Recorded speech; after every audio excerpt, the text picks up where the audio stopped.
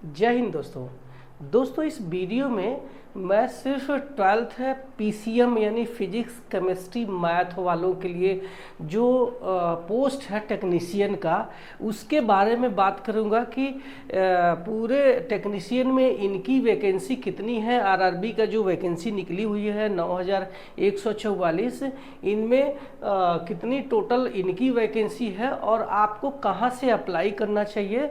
अगर आपने अप्लाई अभी तक नहीं किया है तो आपके लिए मैं एक थोड़ी सी हेल्प करने की कोशिश करूंगा कि ये जोन आपके लिए सेफ हो सकता है और ये वाले जोन थोड़े डेंजर हमें नज़र आ रहे हैं। तो ये मेरा एनालिसिस है, आपका एनालिसिस कुछ भी हो सकता है।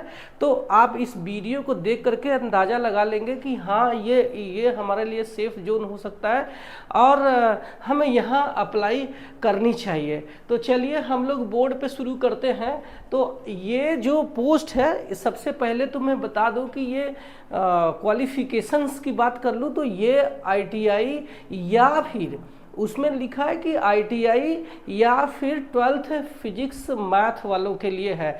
तो यहीं पे फिजिक्स मैथ वाले इसका फ़ायदा उठा लेते हैं और आईटीआई वाले इसमें सेलेक्ट नहीं हो पाते हैं, थोड़ा उसके लिए मुश्किल हो जाता है। तो इसीलिए मैं बोलता हूँ कि इसकी जो क्वालिफिकेशन है उसकी बात करें तो ये कह रहे हैं कि आपका सिग्नल एंड टेलीकम्युनिकेशन डिपार्टमेंट है और आपकी जो क्वालिफिकेशन है या तो आप आईटीआई इलेक्ट्रीशियन, इलेक्ट्रॉनिक मैकेनिक या फिर वायरमैन में होना चाहिए। अगर आपके पास ये आईटीआई नहीं है तो आप फिजिक्स मैथ से 12वीं किए होने चाहिए। पासिंग मार्क रहेगा तो भी चलेगा, कोई परसेंटेज का कोई यहाँ पे रोल नहीं है। तो उसी का फ़ायदा उठा करके सारे लोग जो भी 12th फिजिक्स मैथ से पास है वो सारे लोग अप्लाई कर देते हैं। तो उसमें मैं बोलता हूं कि आईटीआई वाले उसमें नहीं भरो तो आप उसमें फ़ायदे में रहोगे, वरना आपको मुश्किल होगी। क्योंकि जिन्होंने भी 12th फिजिक्स मैथ से किया है वे सारे लोग, चाहे वो बीएससी कर चुके हों या कर रहे हैं या फिर जिन्होंने डिग्री यानी कि किसी भी ब्रांच में इंजीनियरिंग कर रहे हैं, वो लोग भी अप्लाई करते हैं। तो आईटीआई वालों के लिए थोड़ा हार्ड हो जाता है। तो इसमें अप्लाई करने से बचे, दूसरे पोस्ट आपके लिए है, आप उसमें अप्लाई करो, आप फायदेमंद में रहोगे। अब यहाँ हम डिवीज़न वाइज, जोन वाइज मैं वैकेंसी आपको बता देता हूँ कि कहाँ कितनी वैकेंसी है फिजिक्स मैथ 12th वालों के लिए। तो अगर आप आईटीआई नहीं किए हैं, सिर्फ मैथ फिजिक्स है 12th में, तो आप इसको भर सकते हैं। तो टोटल इनकी जो वैकेंसी है पूरे इंडियन रेलवे में 1413 है। अब मैं थोड़ी सी ड्यूटी की बात कर लूँ तो ये सबसे बेस्ट, मतलब एकदम मज़ेदार ड्यूटी है। मज़ेदार ड्यूटी ये है कि आपको हर वक्त ड्यूटी पे जाना नहीं होता है। सिग्नल्स जब डिफेक्टिव होते हैं तभी आपको बुलाया जाता है, वरना आप जो है अपने हेडक्वार्टर में रह के भी रह सकते हैं। आपको जैसे ही सिग्नल ख़राब होगा वैसे ही स्टेशन मास्टर आपको फ़ोन कर देगा कि ये सिग्नल ख़राब है, आप आकर के उसको रिपेयर कर लो। और इसको जो ट्रेनिंग है, अभी बहुत सारे लोगों मेरे सवाल पूछते हैं कि सर मैंने अगर आईटीआई नहीं किया है तो उसको सिग्नल्स को रिपेयरिंग कैसे कर पाऊंगा, क्या मैं कौन सा ट्रेनिंग दिया जाएगा। तो आपकी जानकारी के लिए बता दूं कि आईटीआई डिप्लोमा करके भी लोग, क्वालिफिकेशन तो रहता है लेकिन बिना ट्रेनिंग के वो कुछ भी उखाड़ नहीं पाते हैं। तो आप 12th फिजिक्स हो तो भी आपको ट्रेनिंग रेलवे अपने स्कूल में, अपने कॉलेज में देगी, जिससे कि आप कुछ दिनों के बाद आप सिग्नल्स के बारे में अच्छे से जान जाएंगे। टेली कम्युनिकेशन यानी फ़ोन्स के रिपेयर के बारे में अच्छे से जान जाएंगे। उसका हमारी जो रेलवे है आपको एक ट्रेनिंग देती है। और मैं आपको बता दूं कि मैं सेंट्रल रेलवे के मुंबई जोन में हूं, सोलापुर डिवीज़न में एक लोको पायलट हूं। आप सब मुझे जानते हैं। तो मैं, मेरे साथ में जितने भी मैंने सिग्नल्स वालों को मिला हूं मैं, तो ज़्यादातर वो लोग ग्रेजुएट हैं। तो और इन्होंने कोई ITI नहीं किया है, तो इसलिए मैं बोलता हूँ ITI वाले बचना। अब देख लो कि जोन वाइज वैकेंसी हम देख लेते हैं, तो यहाँ पे हमें अहमदाबाद में देखने को मिल रही है 106, अजमेर में देखने को मिल रही है 98, बेंगलोर में 26, भोपाल में 78, भुवनेश्वर में 38, बिलासपुर में 174, चंडीगढ़ में 20, चेन्नई में 71, गोरखपुर में नील, यानी नील मतलब एक भी वैकेंसी गोरखपुर में नहीं है। अब आते हैं गुवाहाटी में 54, जम्मू श्रीनगर में 13 वैकेंसी है, ठीक है। और अब आते हैं कोलकाता में, तो ये है 143 वैकेंसी है, मालदा में है 49, मुंबई में है हमारे 168, मुजफ्फरपुर में मात्र 18, पटना में देख लो नील है, पटना में नील है, यानी एक भी वैकेंसी उसमें नहीं है। प्रयागराज में 43 है, रांची में देख सकते हैं 92 है, ठीक है। और सिकंदराबाद में देख सकते हैं कि 183 है। 20वां हमारा जो जोन है सिलीगुड़ी, उसमें नील है, एक भी वैकेंसी इसमें 12th वालों का नहीं है। तिरुवनंतपुरम को देख लेते हैं, तो इसमें 39 वैकेंसी है, और ये हमारा 21वां जोन ये पूरा हो गया।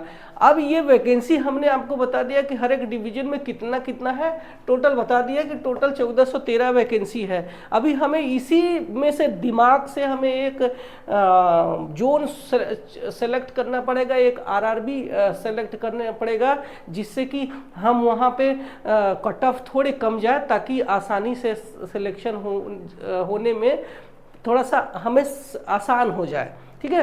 तो हमने यहाँ पे आपकी सुविधा के लिए एक 5 सेफ जोन और 5 डेंजर जोन दे दिया है, ताकि आप यहाँ पे चाहे तो अप्लाई कर ले, और यहाँ पे चाहे तो आप अपने डिसीजन के आधार पे इसको अवॉइड कर सकते हैं। मैं आपके लिए एक हेल्प करने के लिए एक मैंने एक लिस्ट दिया है, तो वो लिस्ट देख लीजिए।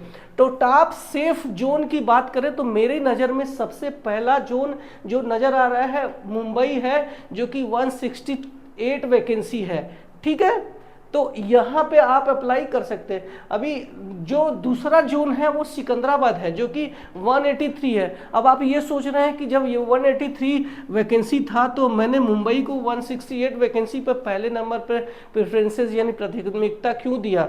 तो आपकी जानकारी के लिए बता दूं कि ज़्यादातर लोग है ना, ज़्यादा भीड़ के पीछे भागता है, और इसमें 183 168 में ज़्यादा डिफरेंस नहीं है, और आप जो है मुंबई अप्लाई करेंगे तो आप फ़ायदेमंद में रहोगे। तो इसीलिए मैंने पहले नंबर पे मुंबई रख दिया है। आप देख सकते हैं कि इसके नीचे तीसरा है बिलासपुर में 174 वैकेंसी है, इसीलिए मैंने तीसरे नंबर पे रखा, मुंबई को पहले नंबर पे रखा, क्योंकि इनके जो वैकेंसी में ज़्यादा गैप नहीं है, ठीक है। और ये जो सिकंदराबाद है, पूरा साउथ का जो है बच्चा वहाँ पे एग्ज़ाम देने के लिए पहुँचता है, तो वहाँ पे अवॉइड करने से बचो। आप कोलकाता ये बिलासपुर जो है अवॉइड करने से बचो। पहले नंबर पे जो है मुंबई को मैंने रख दिया है, और उसके बाद आपका सिकंदराबाद दूसरे नंबर पे, तीसरे नंबर पे बिलासपुर। आप अपने चाहे तो अपने एरिया के हिसाब से आप बिलासपुर को तीसरे नंबर पे मैंने रख दिया है। चौथे नंबर पे हमारा आप देख सकते हैं कोलकाता है, जो कि 143 वैकेंसी के साथ में चौथे नंबर पे हमने इसको रख दिया है, ठीक है। पांचवा जो हमारा सेफ नज़र आ रहा है जोन 106 वैकेंसी के साथ में, ये अहमदाबाद है। तो आप अपने हिसाब से अपना जो खुद से एनालिसिस कर लेना, ये मेरा एनालिसिस था, आप इस पे जा सकते हैं, ठीक है।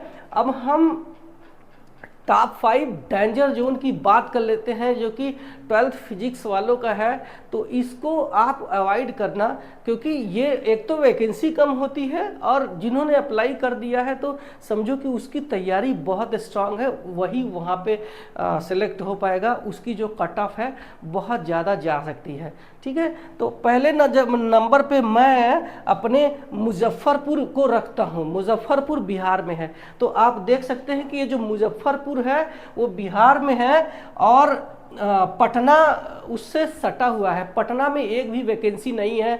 तो जो भी बिहार का बच्चा होगा वो पूरा का पूरा मुजफ्फरपुर में अप्लाई कर देगा और वहाँ पे आप समझ सकते हैं कि सरकारी नौकरी पाने के लिए जी जान लगा देते हैं, तो फिर आपकी जो उसमें हवा नहीं लगेगी इस 18 वैकेंसी में। तो चूंकि पटना में जगह नहीं है इसलिए पूरा का पूरा बच्चा यहाँ पे अप्लाई कर देगा, तो आप मुजफ्फरपुर को अवॉइड ही कर देना। सिर्फ 18 वैकेंसी है, ध्यान रखना।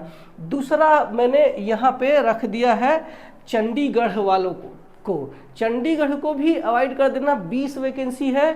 और पूरा का पूरा जो नॉर्थ है, चाहे वो दिल्ली का हो चाहे उत्तर प्रदेश का हो, तो वो चंडीगढ़ में जॉब करना पसंद करता है, एक अच्छी सिटी है।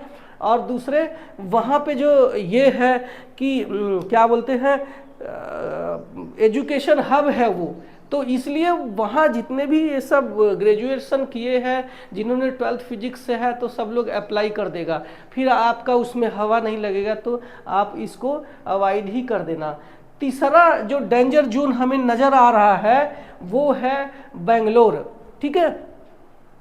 तीसरा बेंगलोर है, सिर्फ मात्र 26 वैकेंसी है। और ये वैकेंसी हमें साउथ में के सारे बच्चे अप्लाई करेंगे, और उसमें जो है आपको अप्लाई करने से बचना चाहिए क्योंकि वैकेंसी कम है, ठीक है। अगर आपने अप्लाई भी कर दिया तो आपका कोई उसमें फ़ायदा नहीं होगा। जहाँ तक मुझे लगता है कि ये आपके लिए डेंजर जोन हो सकता है। हम चौथे नंबर पे अपने रखते हैं प्रयागराज को। ध्यान रखना, प्रयागराज को लिए टेक्नीशियन 1 के लिए बहुत ही मैंने सेफ जोन बताया था, लेकिन यहाँ पे प्रयागराज जो है डेंजर जोन है। ध्यान रखना, प्रयागराज तैयारी करने वालों का, जो यूपीएससी का तैयारी करने वालों का हब है एक तरीके से। वहाँ पे पूरा कंपटीशन एग्ज़ाम की तैयारी करने वाले लोग हैं। तो जिनके पास भी आईटीआई नहीं है, 12वीं फिजिक्स मैथ के साथ में है, वो सब इलाहाबाद में भर देंगे, और आप उनके धुरंधरों के बीच में आपका जो पत्ता भी नहीं हिलेगा। तो गलती से भी आप प्रयागराज मत भर देना, ठीक है।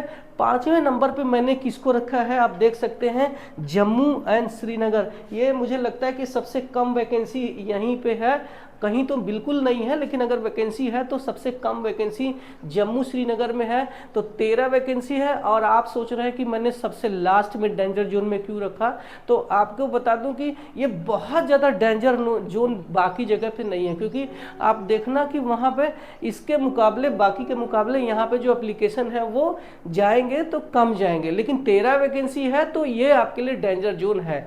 तो ये हमारा वीडियो था ये बताने का कि आपको कौन सा, अगर 12th फिजिक्स है तो कौन सा जोन आपको प्रीफर करना चाहिए। और ये वीडियो अगर आपको हेल्पफुल लगा है तो एक लाइक कर देना, और हाँ, मेरे चैनल पे पहली बार आए हैं तो सब्सक्राइब करना। मैं मिलता हूँ अपने किसी नए वाले इन्फॉर्मेशन वाली वीडियो में। तब तक के लिए बाय बाय।